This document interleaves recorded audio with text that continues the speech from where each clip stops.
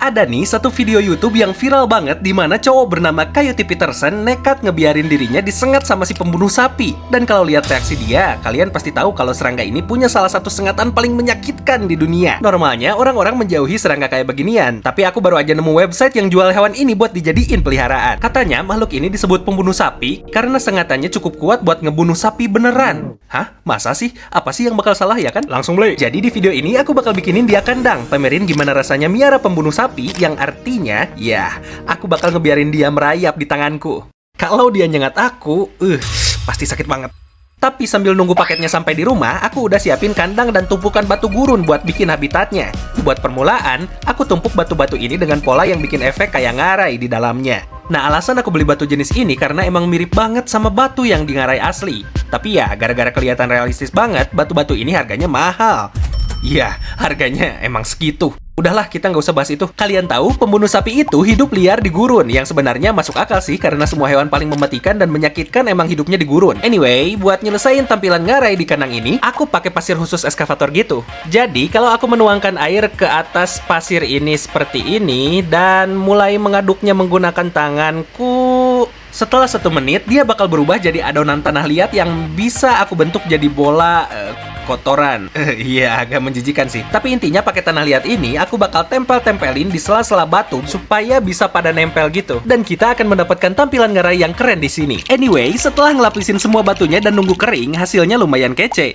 Tapi langkah selanjutnya buat nyelesain gurun ini tentu saja nambahin pasir. Soalnya ya namanya juga gurun harus ada pasirnya dong. Tapi sebelum masukin pasir, aku punya kantong gede isi batu-batu hitam ini. Dan katanya kalau aku sebarin ini di dasar kandang sebelum nuangin pasirnya, dia bisa membantu menyerap kelembaban berlebih, yang bisa membantu mencegah pertumbuhan lumut.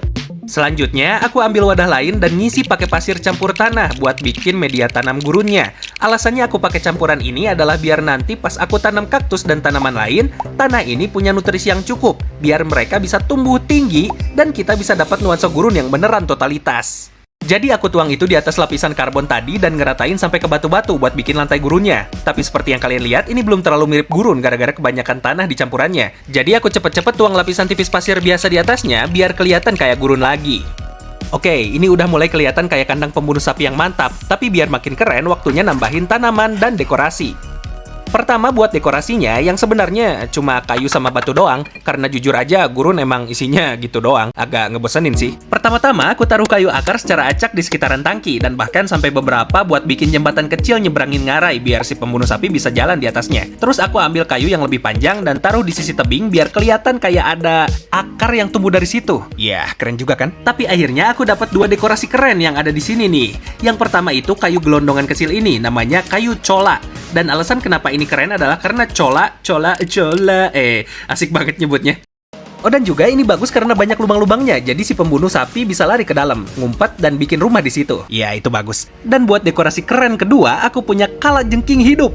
Bercanda deng, ini bukan kalajengking beneran. Oh, ternyata mainan kalajengking plastik, tapi ya ini kan gurun, jadi kayaknya cocok-cocok aja. Aku akan coba taruh aja di spot kosong sebelah sini. Coba lihat deh.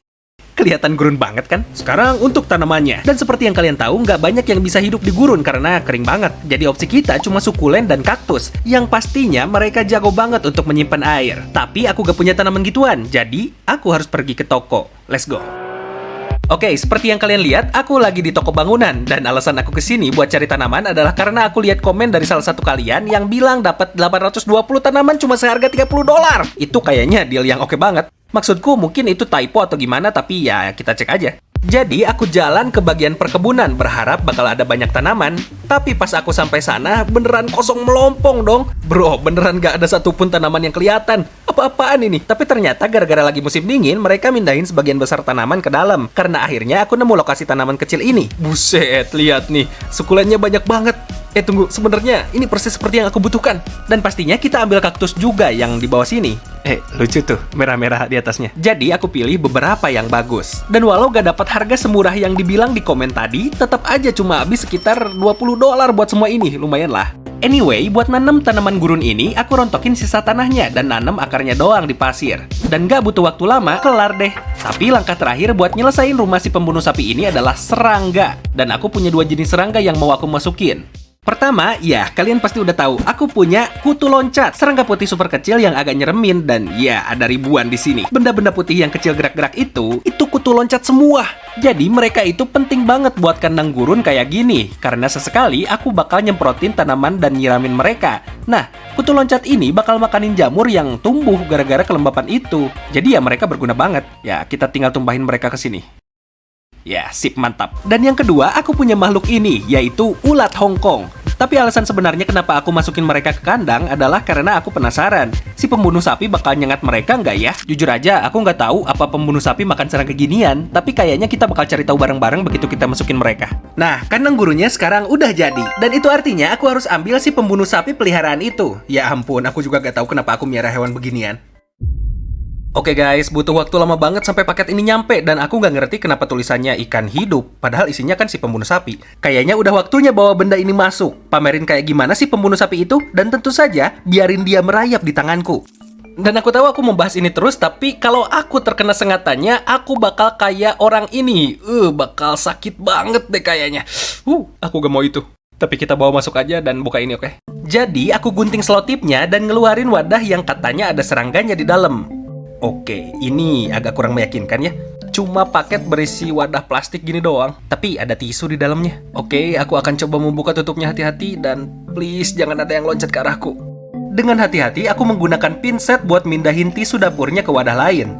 Terus aku geser-geser tisunya untuk mencoba menampakkan si pembunuh sapi. Oh, kayaknya aku lihat dia ada di dalam. Kalian lihat itu? Bentar, lihat ini. Itu dia, itu si pembunuh sapi. Dia mungkin kelihatan biasa aja, tapi makhluk ini adalah salah satu serangga atau bahkan hewan dengan sengatan paling menyakitkan di seluruh dunia.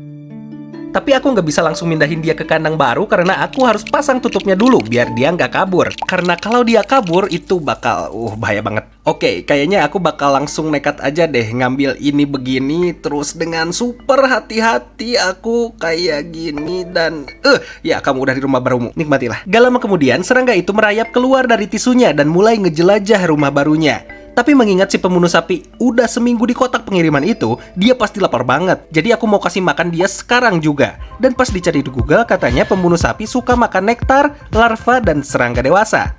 Jadi kayaknya pertama aku bakal kasih dia jelly serangga ini, yang biasanya aku kasih ke jangkrik. Tapi pada dasarnya ini harusnya niru rasa nektar yang mereka temuin di bunga di alam liar. Jadi aku buka bungkus jelinya dan taruh persis di depan si pembunuh sapi. Dalam kurang lebih 1 menit, dia pasti nyium baunya. Karena dia langsung nyamperin dan diam di situ kayak lagi makan. Yo, lihat deh si pembunuh sapi. Dia langsung nempelin mukanya ke jeli dan lahap banget makannya. Aku yakin itu. Dan ya, dia beneran duduk di situ selama 20 menit penuh buat makan. Sampai akhirnya aku ambil jelinya karena takut dia kekenyangan. Dan sekarang aku mau lihat apakah dia mau makan hal lain yang dibilang oleh Google. Dan salah satunya adalah serangga dewasa.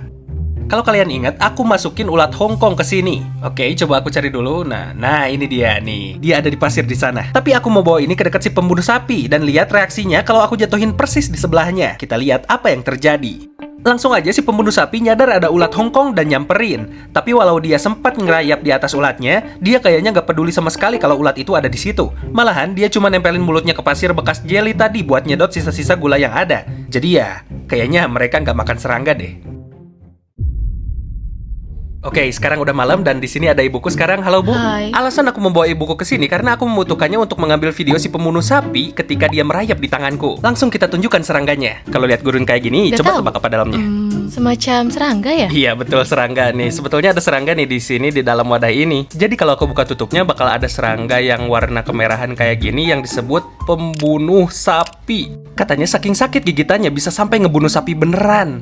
Apa? Ya, Kamu jadi serius? aku bawa ibu ke sini karena aku pengen ibu memvideokan dia nanti berjalan di tanganku. Karena aku pengen bonding sama dia gitu. Itu terdengar seperti ide yang buruk. Jadi sekarang aku akan coba membawa dia menggunakan pinset ini. Gak apa-apa kok karena dia itu memiliki bagian perut yang cukup kuat. Ya, kayak mirip-mirip tulang gitulah. Jatuh. Pada akhirnya aku bisa mengambilnya dan memasukkannya ke dalam wadah. Udah dapat angle bagus belum, Bu? Nah, jadi pada Ih, dasarnya aku akan jangan. membiarkan dia kayak gini supaya dia bisa merangkak sendiri keluar lah. Dan dia bisa bunuh sapi. Iya, katanya sih gitu, tapi kayaknya nggak mungkin deh. Dan yang jelas ini bakal sakit banget. Tak butuh waktu lama, si pembunuh sapinya sampai ke ujung wadah dan dia melakukan langkah pertamanya di tanganku. Aku hanya berharap dia gak menyengatku sekarang. Jadi aku coba untuk tidak bergerak mendadak karena takutnya dia menganggapku sebagai ancaman dan mencoba untuk menyengatku. Sekarang aku harus membiarkan dia kurang lebih 1 menit. Selama itu aku akan berbicara dengan ibuku untuk mengalihkan perhatian. Apa maksudnya ini? Kamu mau bonding sama dia? Ya, orang-orang kan pada bonding sama anjing mereka atau semacamnya. Aku juga pengen sama dia. Tuh, lihat sengatnya dekat sekali dengan kulitku. Dia bisa menyengatku kapanpun tanpa sengaja. Di titik ini, dia mulai terlihat lebih gelisah. Dan saat timernya sampai ke 60 detik, aku menyimpan wadah di depannya. Berharap dia akan masuk ke dalam. Tapi dia malah melewatinya dan sampai ke samping tanganku. Dan pada akhirnya jatuh ke meja. Jadi dengan cepat aku menaruhnya kembali ke wadahnya. Yeay, kita mendapatkannya. Wah, ini benar-benar memacu adrenalin.